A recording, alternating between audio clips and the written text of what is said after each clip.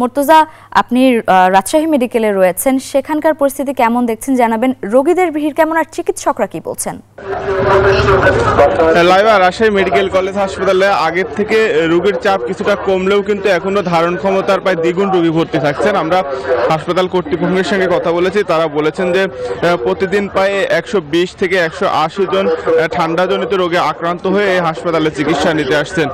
এই হাসপাতালটিতে বিশেষ করে শিশু এবং মেডিসিন ওয়ার্ডের তীব্র চাপ সৃষ্টি হয়েছে। সেখানে রোগীরা বেডে জায়গা না পেয়ে হাসপাতালের মেঝে এবং খোলা বারান্দায় কিন্তু চিকিৎসা নিতে বাধ্য হচ্ছেন, ফলে ঠান্ডা লাগার ঝুঁকি কিন্তু আরও বাড়ছে। এর পাশাপাশি যে হাসপাতালে burn and plastic surgery unit রয়েছে, সেখানেও আগুনে দগ্ধ হয়ে অনেকে চিকিৎসা নিতে আসছেন। তা হাসপাতাল কর্তৃপক্ষ বলছে তাদের পূর্ণাঙ্গ প্রস্তুতি রয়েছে।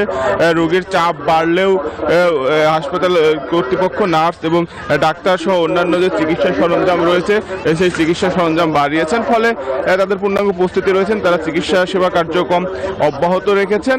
বিশেষ করে শিশু ওয়ার্ডের ব্যাপারে তারা বেশি সতর্ক অবস্থায় রয়েছেন, কারণ সেখানে প্রচুর পরিমাণ রোগী।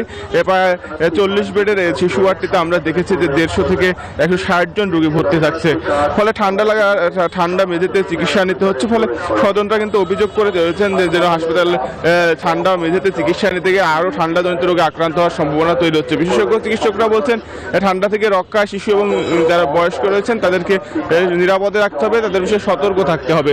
এই ছিল রাজশাহী মেডিকেল কলেজ হাসপাতাল থেকে সর্বশেষ লাইভা।